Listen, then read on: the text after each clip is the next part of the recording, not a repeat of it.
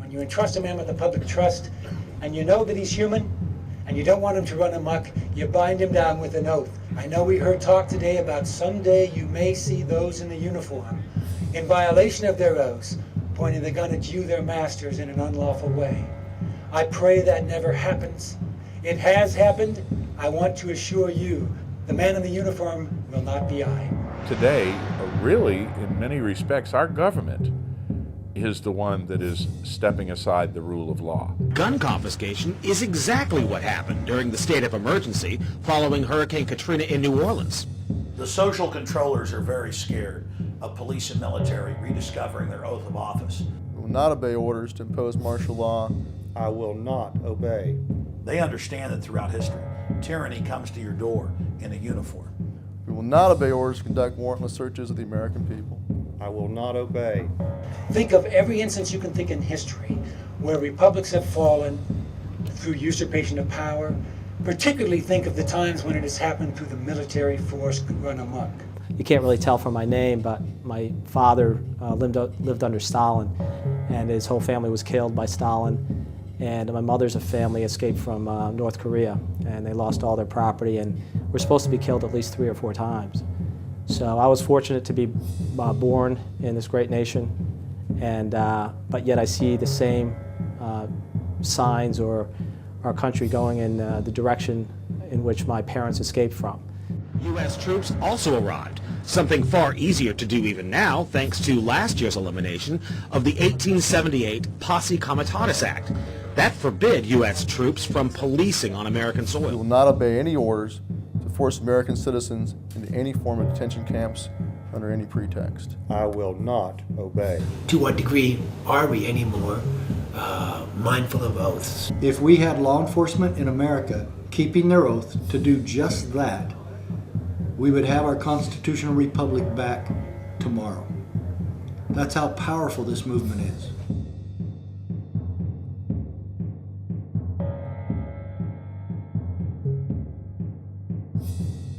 I'm Garrett Lear, the Patriot Pastor. This is where the battle was fought, right here in the Lexington Battle Green. This is sacred ground. This is one of the most important pieces of real estate in the history of America. This is where it happened, and this was the shot basically heard around the world, and still being heard around the world, I think.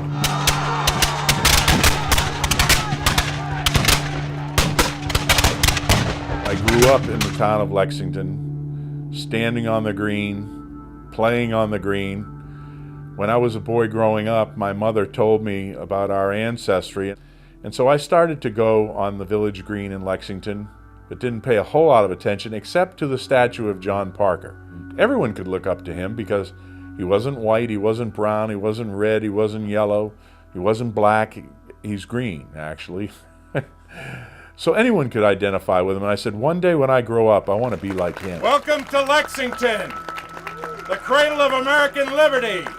Most people don't know really what happened at the Battle of Lexington, but basically what happened was the night before the battle, that would have been April 18th, riders came in, that's the midnight ride of Paul Revere. It was actually John Dawes that did it, and a man named Prescott, because Paul Revere was interdicted by the British troops. But they were bringing a message from Dr. Warren and the committees of correspondence and the committees of safety in Boston to tell them, looks like the British are mounted troops here, and we're not exactly sure what they're trying to do. They're probably going to go after the munitions that are in Concord, but they're probably going to try to capture Samuel Adams and John Hancock and either send them back to England in chains or shoot them right there or something. And basically, when the British came, it was obvious that they had some bad plan. The Minutemen, the militia, the regulated militia, did not want to engage the British troops in a fight. And so these men stood their ground when they were told, you are to drop your weapons and disband. Lay down your arms, you damn rebels! Disperse, I say! Well, they started to disband, but they would not drop their weapons because they were militia.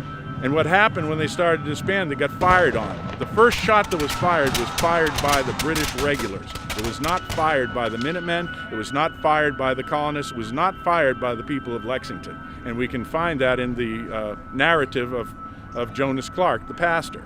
8 of them got shot and killed. Many were bayoneted. Some died later of wounds. Many were wounded. But 8 died on this green. But they stopped the British as they were on their march to Concord. And they did what was right.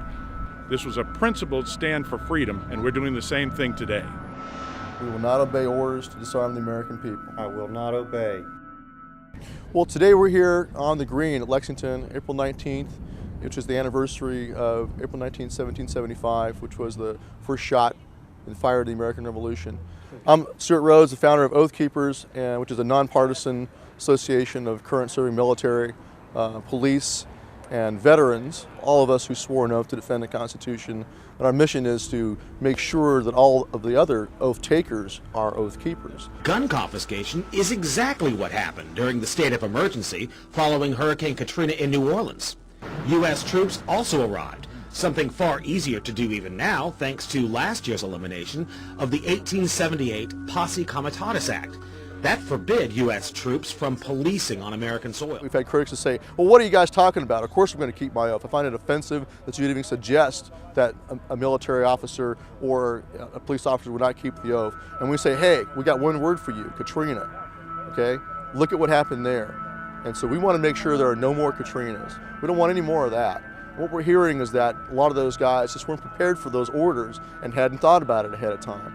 Then we have Lieutenant Commander Cunningham, Guy Cunningham, who was the author of the 29 Palms survey that was done back in 1995. Well, he surveyed the Marine Corps, some Marines at 29 Palms, and asked them whether or not they would fire on Americans who resisted in an attempt to disarm them. If orders came down to disarm the American people and they resisted, would they fire on them? The 29 Palms survey, ending with question 46, with the scenario that the government has banned all non-sporting firearms and that the American citizens in possession of these firearms have 30 days to turn them over to the local authorities. At the end of this period of time, several citizen groups form that refuse or resist the confiscation of these firearms banned by the U.S. government. Marines were asked whether or not they would fire upon U.S. citizens who refuse or resist the confiscation of firearms banned by the U.S. government. And I found this very difficult to swallow. 11% opted with the no opinion response. Had no opinion? Firing on their own fellow Americans? Of the remaining 26.34% answered that they would fire on their fellow Americans, U.S. citizens, who refused or resisted the confiscation of firearms banned by the U.S. government, who had no authority constitutionally to enact such a ban. Because of the quotation March 11th, 1993 by President Clinton, because of the Clinton assault weapons ban that was being enacted, I formed a scenario that I knew would be explosive, shouldn't have been, but because of the times and the machinations of certain forces to disarm the American people. I don't care whether it's your governor or your senator or your representative or president. I'm sure you can look at instances, days within having sworn his oath, the person violates it blatantly. That's a dangerous thing. I, George Walker Bush, do solemnly swear that I will faithfully execute the office of President of the United States. And will, to the best of my ability, preserve, protect, and defend the Constitution of the United States. None of this stuff would be happening if it had stuck with the Constitution and stuck within its parameters. And we learned the American dream, and we were out there doing that American dream and working, and we were electing representatives that we felt were going to represent us while we were doing other things and maintaining our families and raising our families and doing the right thing as we thought. And I think we were duped in some cases where they've actually let us down. I saw a tremendous pattern of the growth of the infrastructure of a totalitarian state in the last 8 years post 9/11. I mean, it's been going on for decades. We've seen for decades encroachments on our liberties, and then a crisis would come along, and then all of a sudden they had a chance to get their policies passed they've been wanting to pass for a long time. That's what I saw as just incredibly alarming. And it's just the concept of enemy combatant status itself is an extension of that. And when I was writing at Yale, I wrote a paper on enemy combatant status. It won their award for best paper on the Bill of Rights.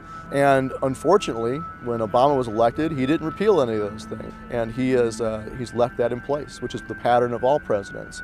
Whether it's a left boot or a right boot on the back of your neck, we just don't want the boot on the back of our neck. He stands on that office on the condition of that oath, and the safety valve that he takes is refusing to violate it.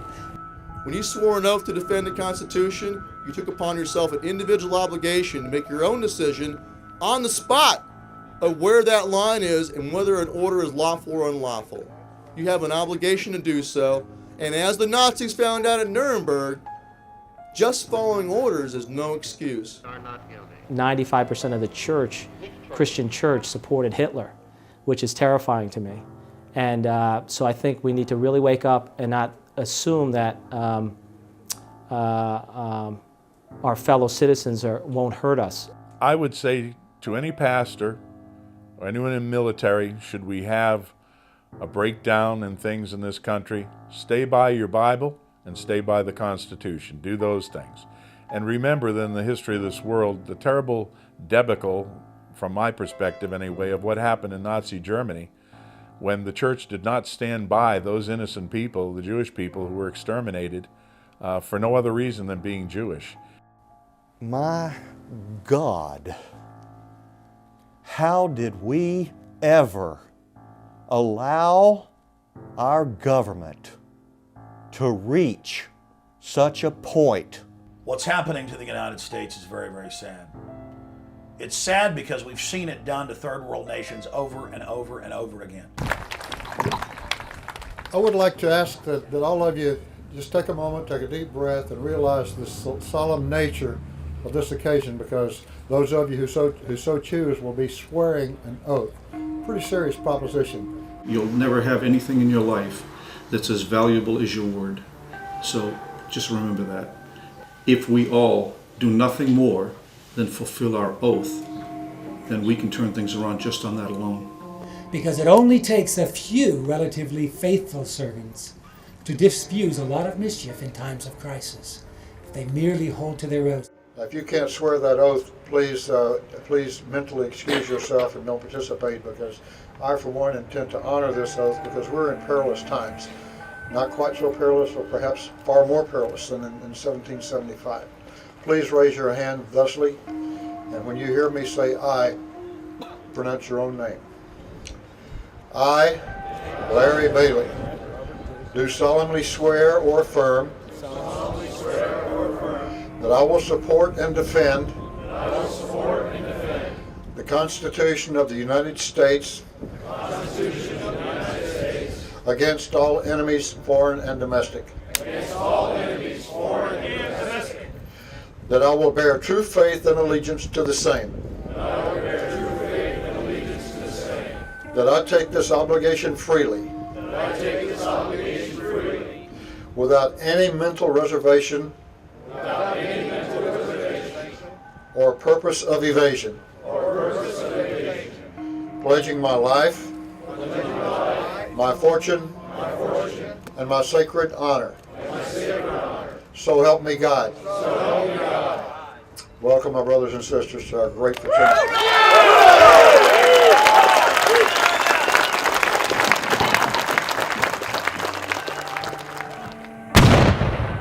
Oath Keepers is an association of active duty military, police officers, and veterans, all of us who swore the oath, and will keep our oath, and will honor our oath.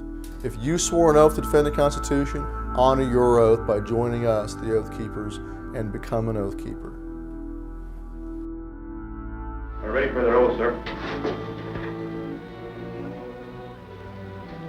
Raise your right hand and repeat after me the oath of enlistment. I, Do solemnly swear or affirm do solemnly swear that I will support and defend the Constitution of the United States against all enemies, foreign and domestic. That I will support and defend the Constitution of the United States against all enemies, foreign and domestic. That I will bear true faith and allegiance to the same. That I will bear true faith and allegiance to the same.